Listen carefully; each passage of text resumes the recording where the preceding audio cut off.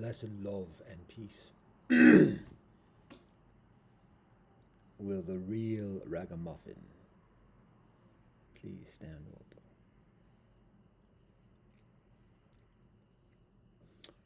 So, brief joint. And the consideration is this, recognition is this. Again, recently, pause. Recently viewing some additional uploads. Again, once a week, I go online, look for what's going on, download things, and then for the rest of the week, periodically when there's availability, viewing. There's one joint from a sister called Miranda. First time viewing her content, but she seems to have enough.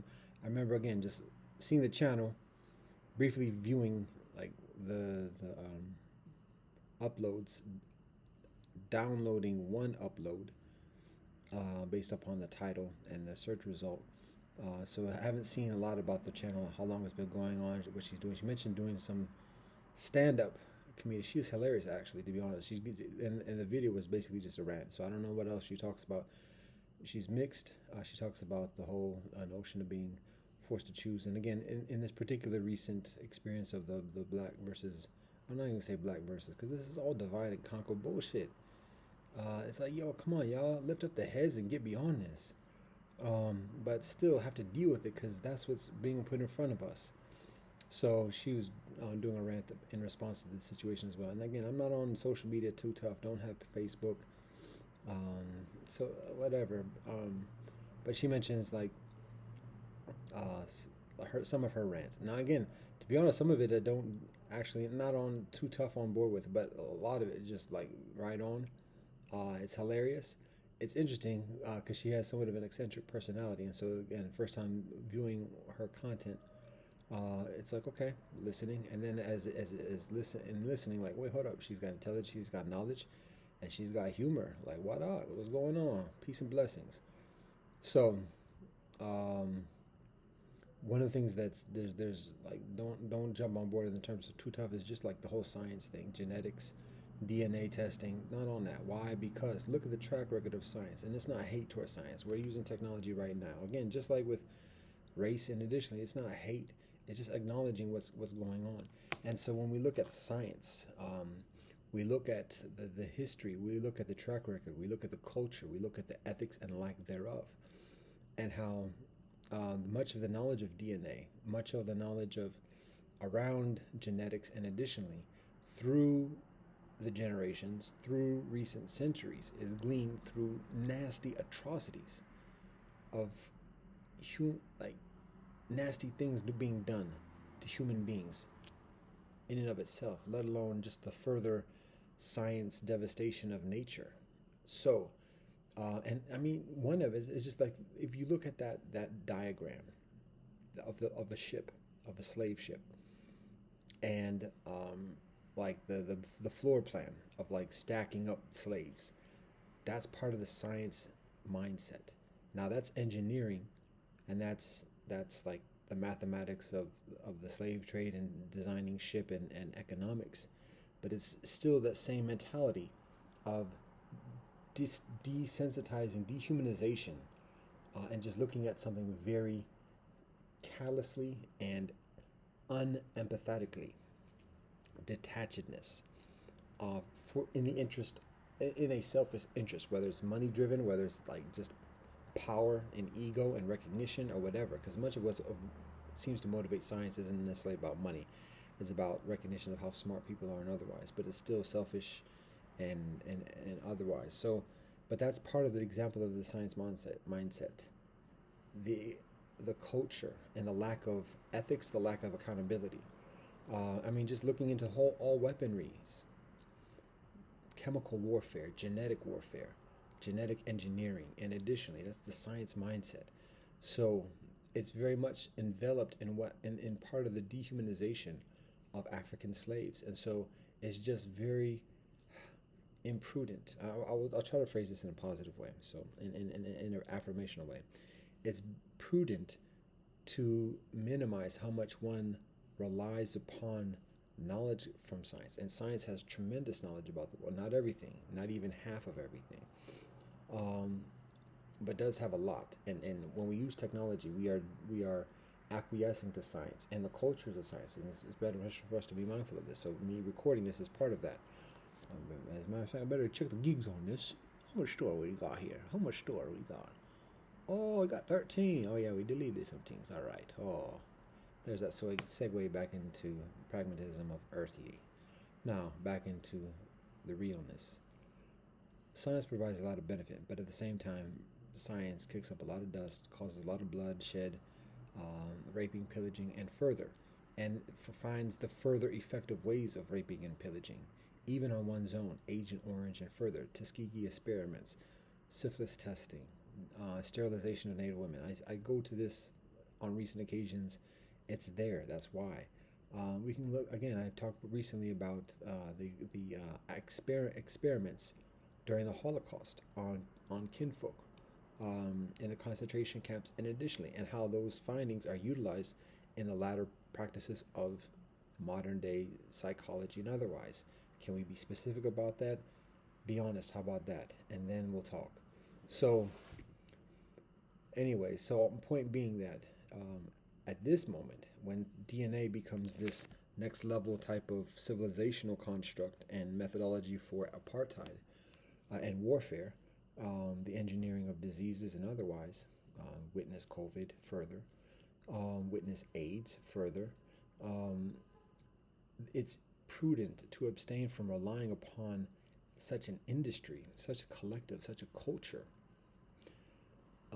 that has this track record, that has this uncouthness, and that's not across the board. It's not like saying all science is evil, and it's not saying all scientists are evil per se.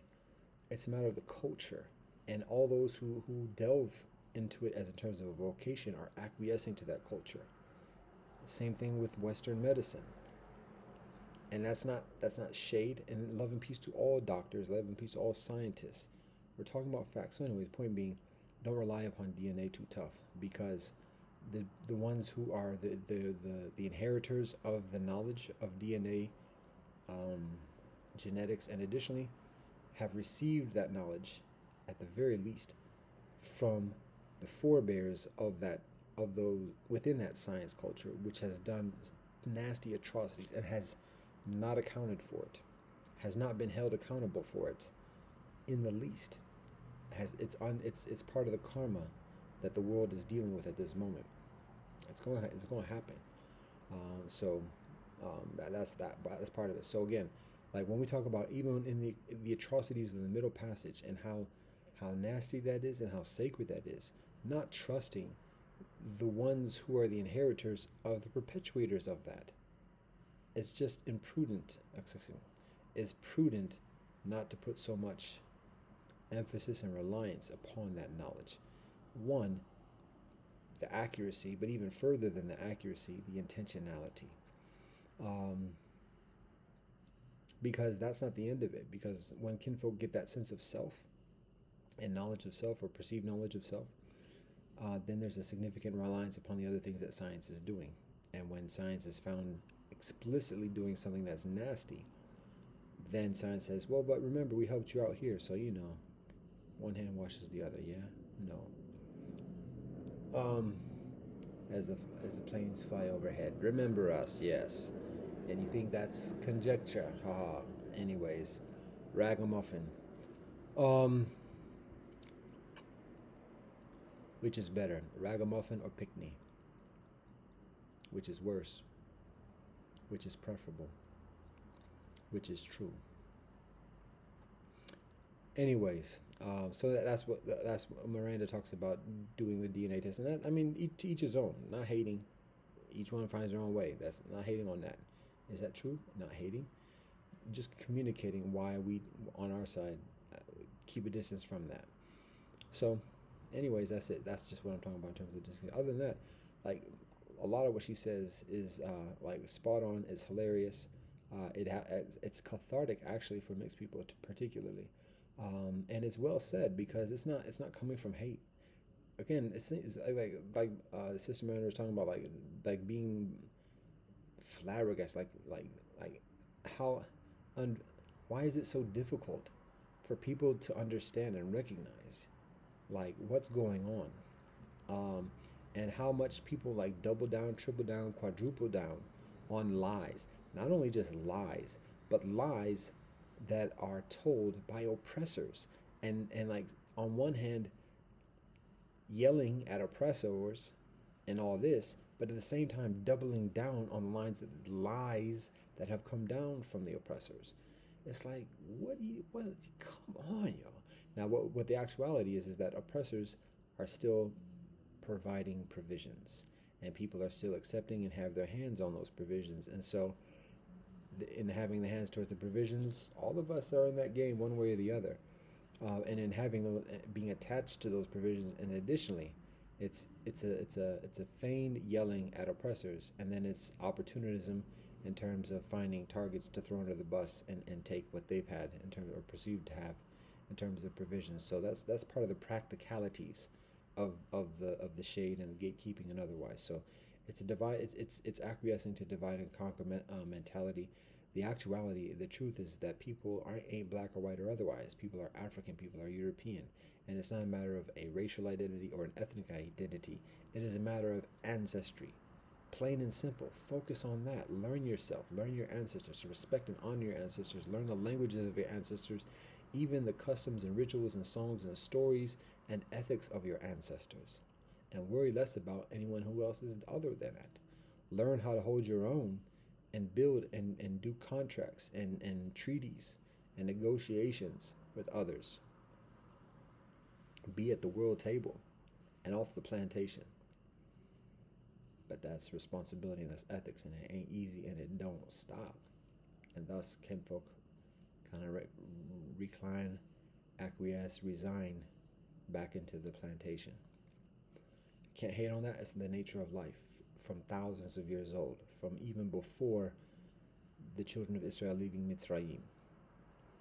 And then right after, we had nice food at least. That shows us thousands of years ago. This is the nature of life on this earth, civilization, city life, the city and the city. So, anyways, Sister Miranda was talking about that, and again, emphasizing, it's not hate. We don't hate black people. Understand, we come from this. We honor our ancestors. We love our African kinfolk. And so, why does that seem so difficult for kinfolk to acknowledge and accept?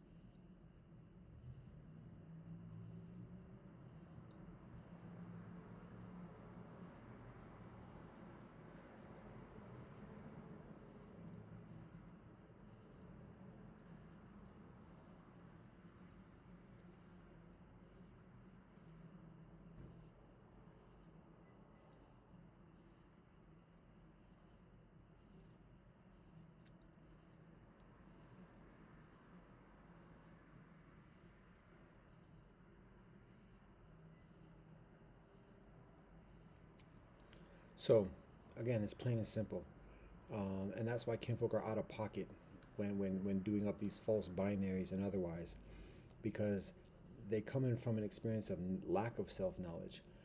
For true Africans are less concerned about that, generally speaking. There's different types of tribalism and racism and otherwise.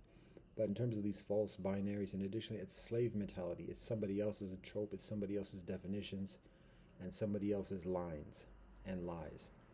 Um, so, anyways, and it's not hate. Understand, understand. We love our parents. We love our ancestors, for better and for worse. We go through the same trials and tribulations that everybody else goes through. with their forebears, and additionally, and some can focus and say, oh, my answers are absolutely perfect. No, beautiful, hallelujah. However, on our side, we deal with all of it, and at the end of the day, we are guided to continue to respect and honor and love those who contribute, support, and bring us into this life, African, European, for who they are specifically. So it's not a matter of trying to mixinize all our ancestors and claim some superiority as mixed. That's antithetical to who we are. Some mixed people may try to do that, but that's not them. They're playing somebody else's game in that respect too. Facts, understand.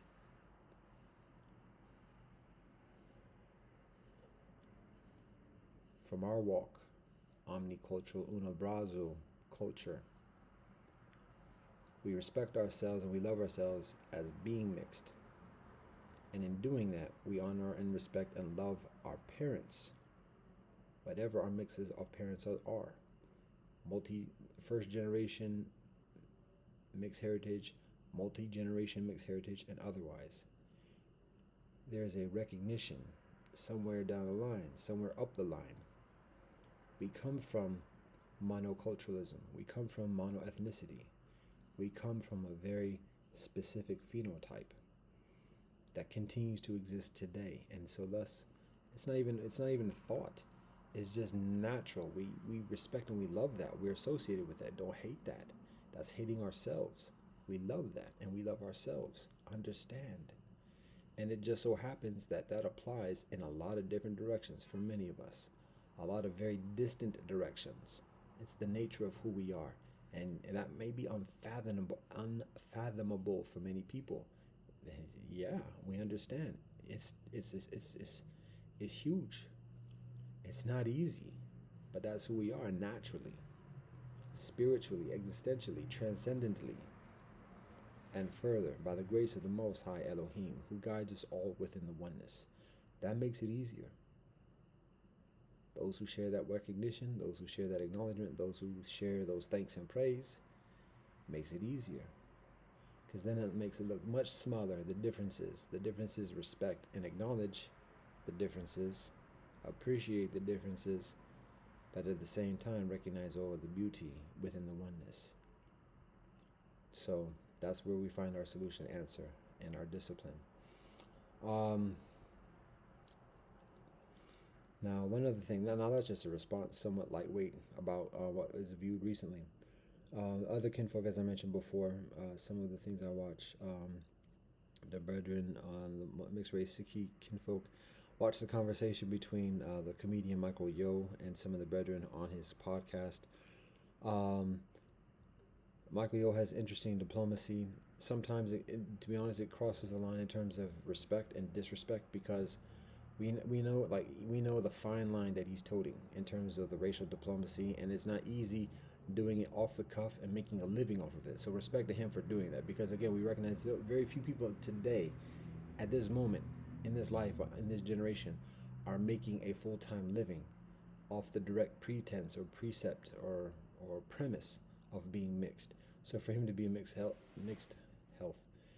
heritage, mixed race comedian, kudos. And for him to have some conventional standing and credentials and otherwise, kudos. And we know it's not easy. And for him to share the excerpts of his family, we know it's not easy. And it's how generous that is, how strong his parents are and his family are for participating and supporting him supporting him in that. I remember a number of years ago and seeing his content, him doing the football, the 2-on-2 football contest in the backyard with his brother and nephew and his father. So I watched what he does for a number of years. Again, I'm not on internet too tough that often, and so it's been a while since I've seen some of his stuff. But then seeing the recent conversation with the brethren, I want to say Ryan. I'm not trying to play because I know he did the whole thing of saying his full name, but often get caught up in the dissonance of that humor. But I know he has his own personality. He's a comedian as well, and he has his own stilo, and like he's one of them cats is like, don't let the smooth taste fool you. Like he's floating on the top of the water, but them legs is paddling madly underneath the water.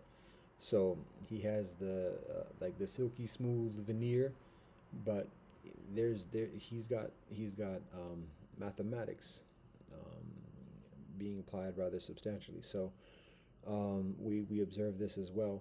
And even from the days when he did the talk with Sister Charmaine on Militantly Mixed years ago, and she was very, very enthusiastic in that conversation towards the Brethren Ryan. So, anyways, like I said, we watched this for a long time. We remember and we support as much as we can amidst all the differences, amidst all the shade and stigmatism in our direction is purposefulness. And that also provides liberation or further liberty, room, and permissions for other kinfolk to advance the conversation. And so, as I've mentioned before, like within each generation, if we see a generation as like 30 years, um, generally speaking, 30 years, and this being like the seventh generation of electricity and the first generation of, we're trying to still find that word for it. We can call it unobrazo, we can call it whatever, but just like the oneness, the consciousness of that transcendent of beyond democracy and all this other stuff. The first generation of this monumental world experience and innovation, preparing for the next seven generations of that since electricity. So, since the seven generations of electricity. Um, so we recognize that we're at that cusp, like the first generation of the new world, whatever, is just arriving, like at the early stages of like first years, and the generation that's coming into its ownness at this moment, very young still getting into adulthood, is the seventh generation of electricity, spanning back for the past 210 years. So in that respect, when we look at like the past generation, like the past 30 years, particularly, what we can observe within any particular generation is waves. Um, and within the past 30 years, maybe a little bit recent, further recent, maybe 20 years, what we observe is waves within the mixed heritage movement. And those waves are maybe about 3, 4 years, 3 or 4 years in duration. And in each of those waves, what we observe is that organizations emerge, and podcasts emerge, activists emerge, festivals emerge, and additionally, and get a lot of momentum, get a lot of initial support, get a lot of initial like hype and interest and enthusiasm, charismatic leadership, and lots of hopes and energy, and it gets some success once, twice, maybe 3 years in a row thereabouts. But after a while, as a way of like sustaining itself, we observe it starts to go off a little bit. So and then there might be a quiet period of a year or two. Some kinfolk stay active on the low. Um, some organizations endure, particularly those where there's high population, multiracial Americans of social. Blah, blah, I'm getting all that mixed up. Blah blah blah. Let's be careful about that. Multiracial Americans of Southern California is one example of continuity amidst all the fluctuations. Then there's the established communities, Métis, Singapore, and otherwise.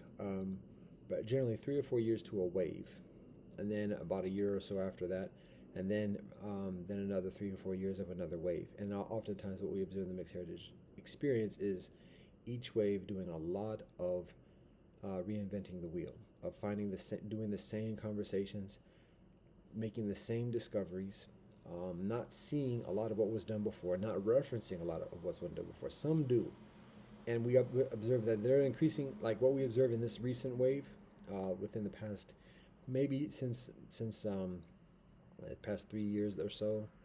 What we are observing is there seems to be um, further organization, further like conventional support, further prospects of longevity, further investments, further research in terms of what's been done before. We see further buy-in and investment from convention, seeing mixed heritage as an increasingly viable economic endeavor beyond just the academic kind of trying to figure people out for behavioral control. We see it now further translating a little bit lower than that realm into the business field of publishing companies, and additionally that are providing and sponsoring and completing contracts concerning projects, whether it's book deals, whether it's like sponsoring episodes explicitly or quietly. And so we're observing that beginning like in this most recent wave. And in that, professionals who are like prepared, whether it's journalists, writers, other types of professionals, or people at least with degrees that might not be doing a profession, but have certain ability to communicate and provide a product. We're seeing kinfolk being further organized and intentional in terms of these projects. So it's still very early in terms of discerning the prospects of longevity, but that's what we're observing in recent wave. At the moment,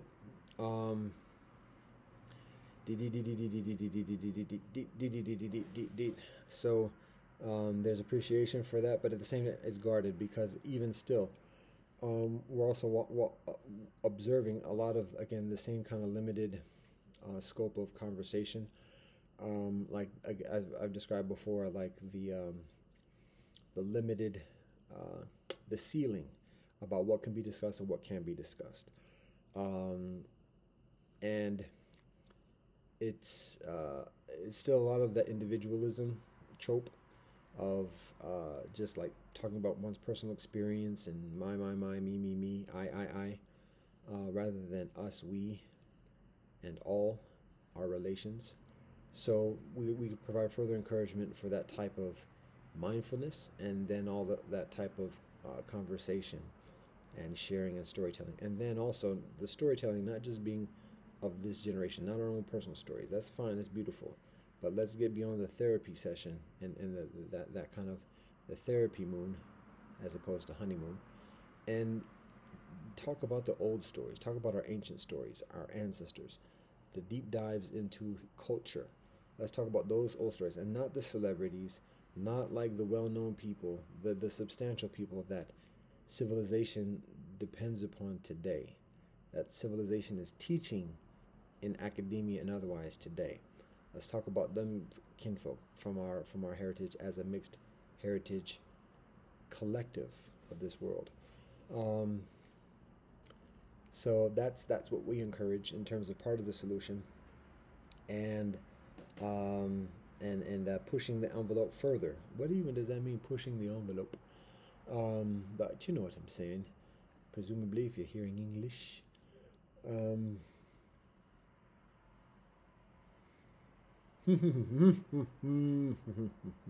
Now we get into the point of actually what I'm saying. Only a half an hour into here. How about that? The flying squirrel visits earlier. I have yet to see it recently. So here's what I'm getting to with this, and this is the brief of it. This is the gist. It's this.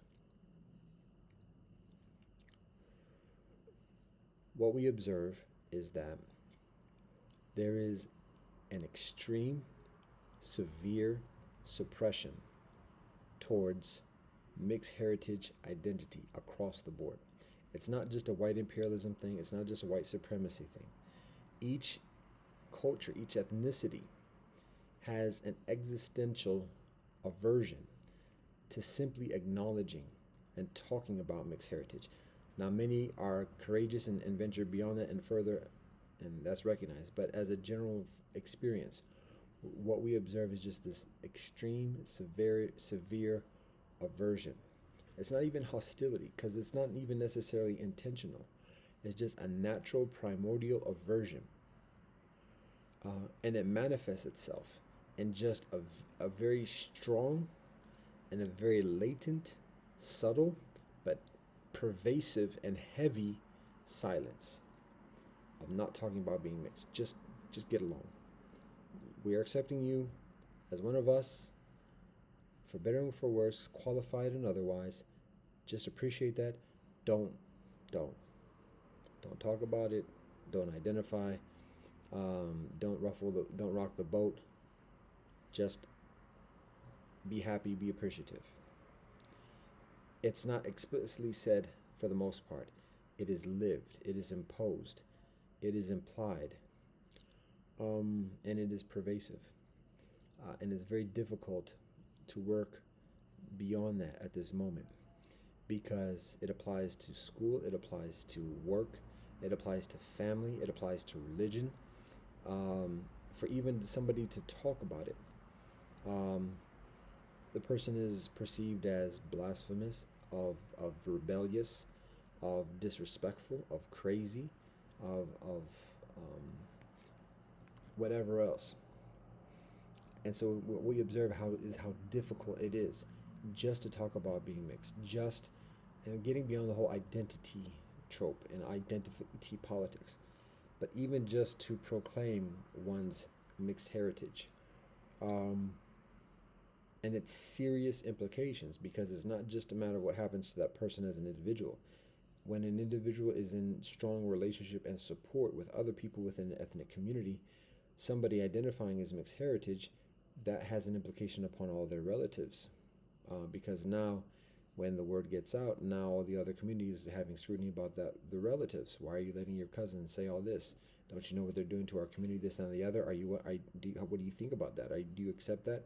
Why don't you sanction them? So that's part of the severity in that type of experience. And there's an absence of like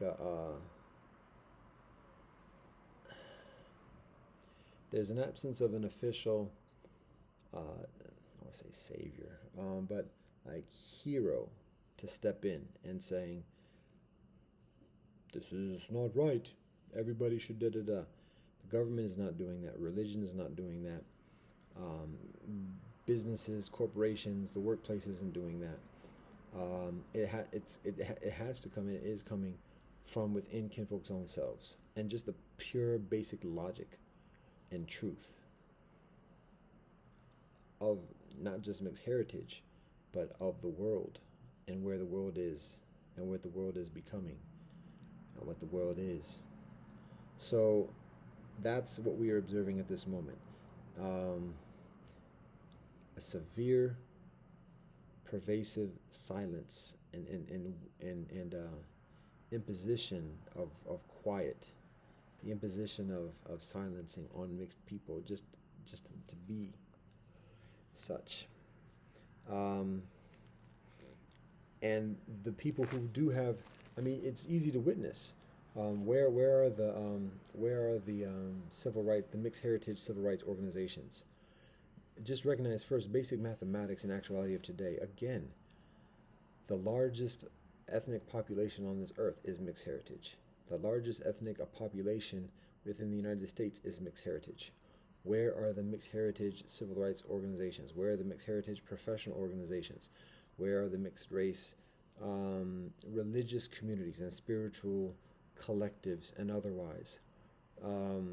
Where are the mixed race advocacy groups? Where are the mixed race think tanks? And additionally, it's only logical for these things to exist for such a large constituency of people. And one of the reasons that explains why it doesn't exist at this moment, too tough at all, is because there's such a strong silencing for people to be proactive in doing that. Because in being proactive, forsaking conventional benefits, contracts, employment, standing, influence, and otherwise. Because everybody's in boxes and everybody's in those positions of employment and school in addition, according to what their box is and the allegiance and support within those boxes and between those boxes. So, and that's an increasing liability for the entirety of the world, because the world needs mixed people to be mixed people. And so it's manifesting eventually, one way or another, with or without cooperation. With or without you, with or without you, I can live. Ooh, that's not how it goes. It is how it goes. Ooh, that's not so nice. Anyway, peace and blessings to you too.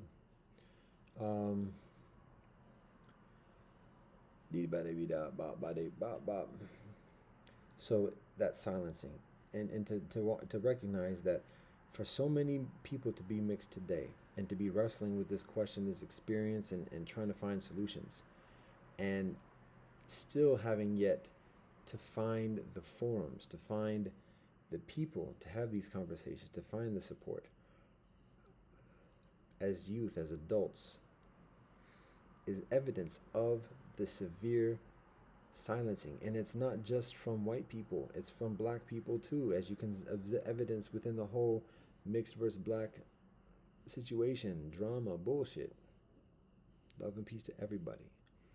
So well, that's what we're observing, this huge pervasive silencing. And I know silencing is a charged term, and that detracts from like even the weight of what we're talking about right here. um, but it's just it's a huge thing.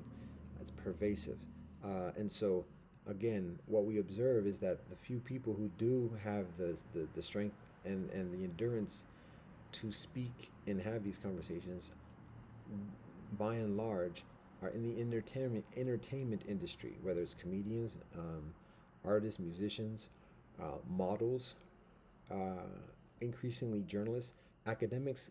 Okay, to be honest, again, as I said before, academics there's a big asterisk there, because the academics might be talking about mixed race and might even be organizing along mixed race, but are employed by academia for the purposes of controlling mixed race and guiding the conversation in skewed misdirections.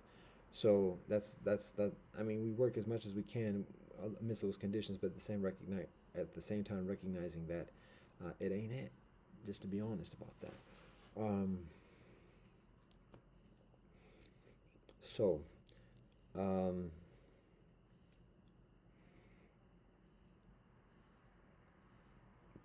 these conditions evidence this the significance of the silencing. That being said, there's a perseverance, there's a continuation, there is an inevitability, there is the grace of the Most High, there is truth and love and modesty. So we do our best to focus on purpose and focus on relevance, um, and focus on discipline and regularity and continuity, communication, gathering, relationship, and further building, marriage, spouses, children, family, village, clans. Um, so we encourage continuing to build where we're at. We do evidence somewhat of a further evolution in terms of the conversation, particularly from recent viewings of recent uploads. And here's the other thing also. What we also observe is a lot of the leadership, to be honest, is being done by women at this moment. And that we also recognize that that seems to be part of the nature of this as well, in terms of the heavy silencing. It's a further liability for a man to stand on the premise of being mixed, and maintain conventional viability. And so what we are observing is that many times it's women who are taking that leadership position, that initiative, particularly in a longevity sense, either because the women are doing it on a part-time basis whilst the men are earning a lot of the money on the side, or the women are doing it as a semi part-time basis, like part-time whilst also having another gig or otherwise, and have further liberty to do that, because women tend to have further liberty in doing things that are different than convention and otherwise. So it fits within some of the feminist um, programming or whatever within imperialism in recent generations. So that's not meant as shade and vitriol. We can reason about that. It's somewhat of an inaccurate statement, but that's a very general assessment of the conditions. And that's just some of the methodologies. But basic thing is that it's much larger numbers of women who are doing the initiatives and projects concerning mixed heritage than men. Men do it. Men have done some of the foundations of it. I witnessed Bradley Lincoln with mixed. Um, um, Matt Kelly with Maven Foundation, Philip Koo 100% Mixed Show, Kentanabe 100 did the Loving Day, and a lot of the brethren on YouTube.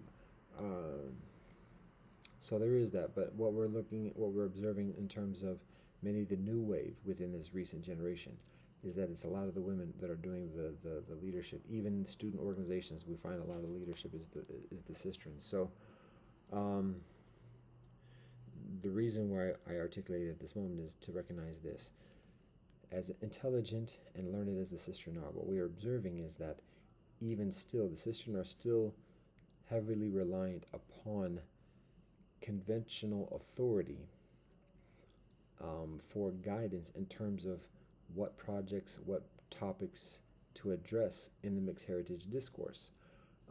And so a lot of that conventional, and it's within one's own working language, which, when relying exclusively or significantly just upon English, when trying to identify what topics to talk about in the podcast or for a publication, or how to evaluate the success of a campaign, or how to frame an initiative and otherwise, when women look towards like the guidance for to do that, to find those to make those decisions, a lot of the reliance is upon teachers, influencers, authorities within the English language, within the English civilizational experience, uh, who, by and large, are very uninterested in mixed heritage, and either one, articulate methodologies that are applicable to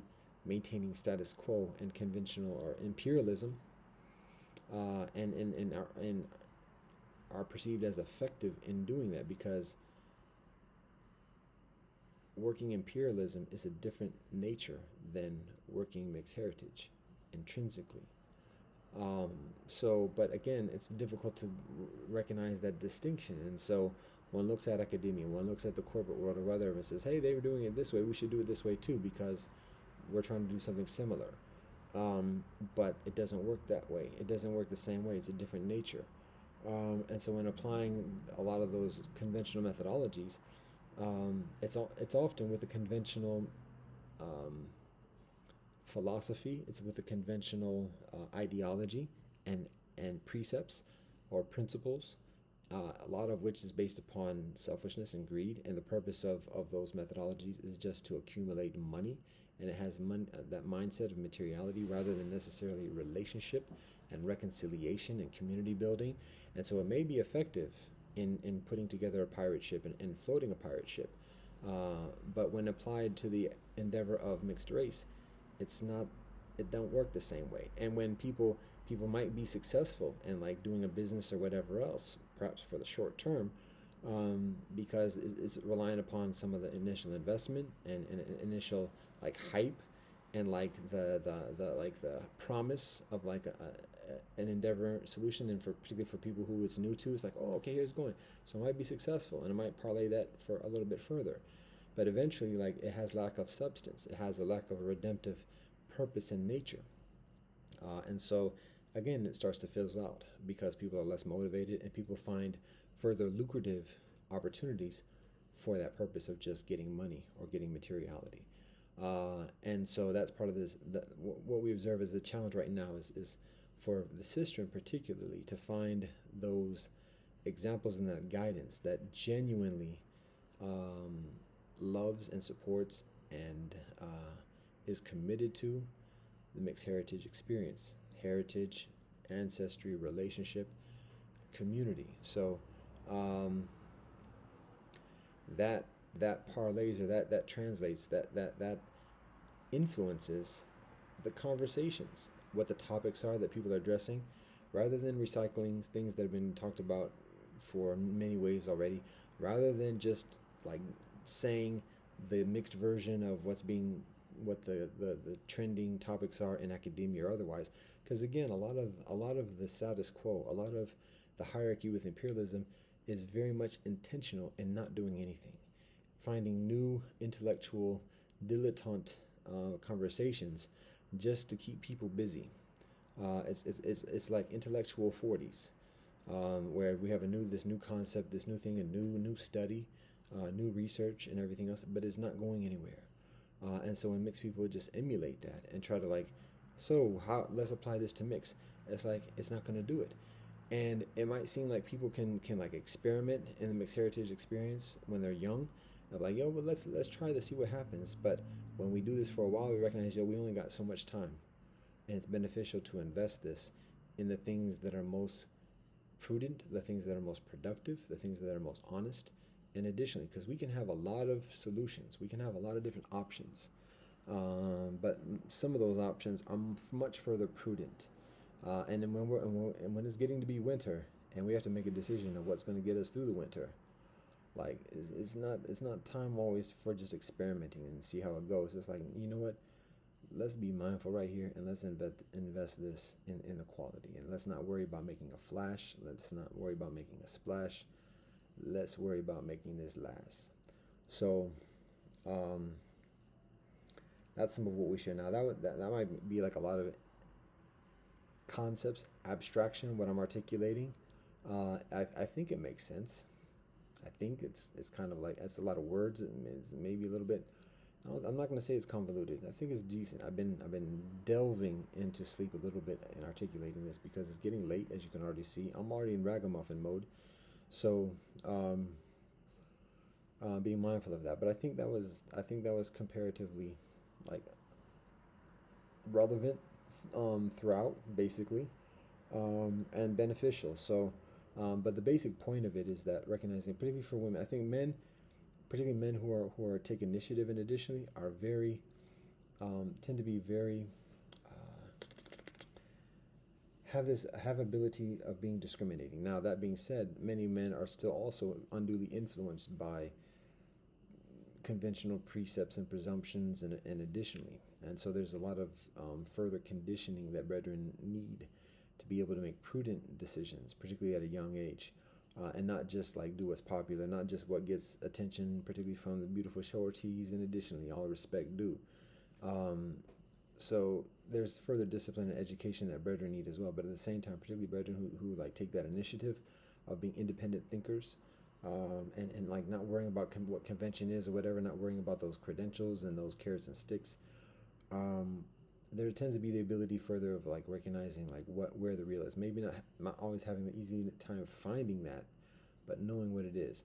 Women, on the other hand, it seems we observe very large, not all, but many, oftentimes, as a generality, um, observe who the people are of authority, who the men are of authority, and what those men say, regardless of what their heritage is, and then have a certain trust in that to a certain degree because they are in a position of standing recognition and support within society, and then take what is said from those kinfolk and then try to apply it to a mixed heritage experience. And what we're saying is that that's the answer is beyond that. It's we're getting to the point where that's insufficient in terms of our standards, um, and what's needed and what's expected and what's supported in the conversation in the community. So um, it involves, again, going back to where the money comes from, not just where the money comes from, but where the solutions come from, where the guidance come from, where the teachings come from. So rather than just looking at um, conventional leadership or status quo pirate ship leaders,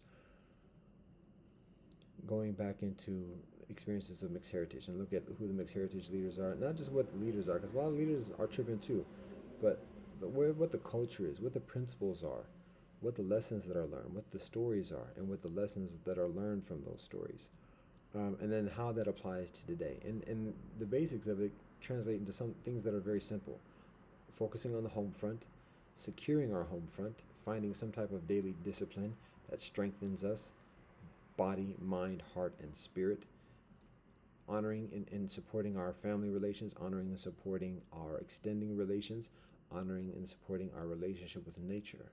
Those are basics across the board, regardless of where we come from. And then in terms of politics and economics, and additionally, recognizing just what we need in this life, the basic needs, the necessities, beyond all the keeping up with the Joneses and everything, what is it we need? And then how do we get that in the most ethical way that's harmonious with the well-being of other people, all people, and the harmony and the well-being of natural life, the plants, environment, animals, and further. That's the basic, simple solution. um, and there are a number of different methodologies and teachings about how to navigate in that solution. So, um, anyways, that's part of the response to recent joints. And again, I try to synopsize this joint. Don't synopsize the boat. Um, who's the boat? Is it the best of all time? That doesn't sound as prestigious. Who's the boat? That is funny. Anyways, now we're not trying to be the best. Why not? Greatest. Ah. Anyway, all right.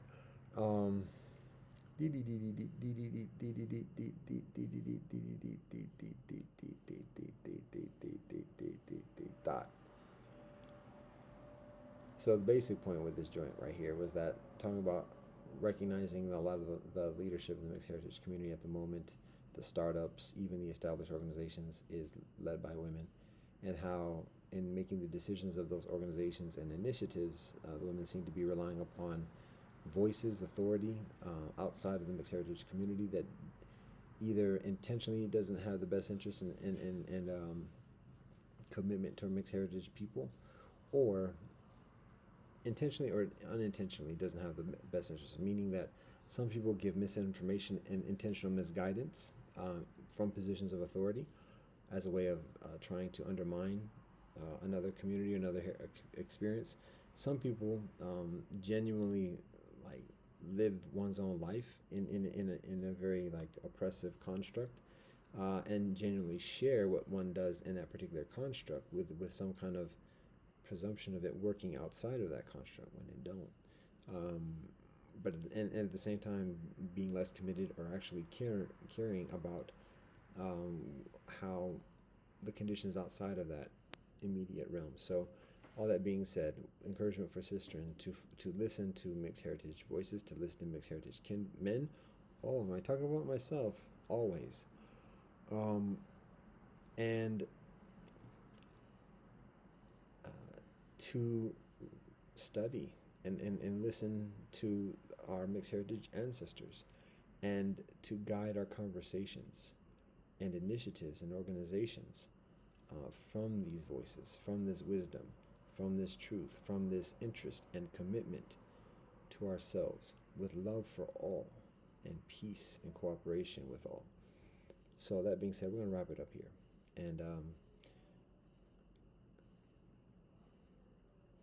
we give all thanks and praise to the Most High Elohim, known by many names and beyond all names. Respect and honor to the four directions of the wind: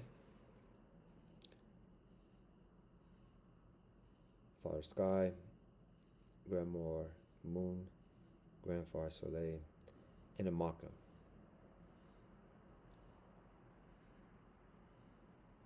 All our plant relatives and our insect relatives, all our swimming relatives of the waters, all our flying relatives of the air, all our relatives of the land, no-legged, two-legged, four-legged, many-legged,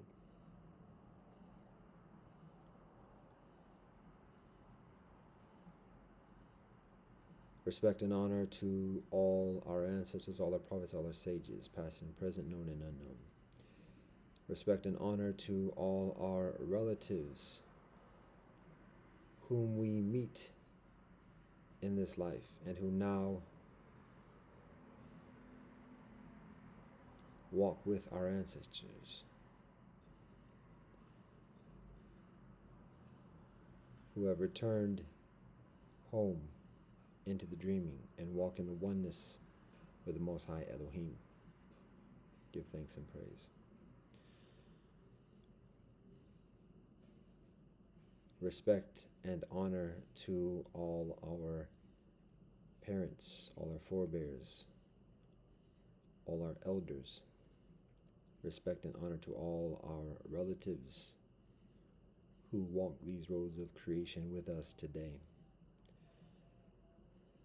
Respect and honor, respect and support to all our progeny, de los primeros 7 años a los próximos 7 generaciones, door for door.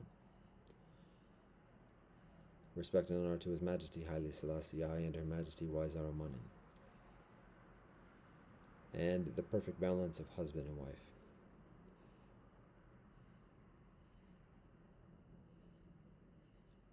One heart, one mind, one love supreme, blessed love and peace in Rastafari.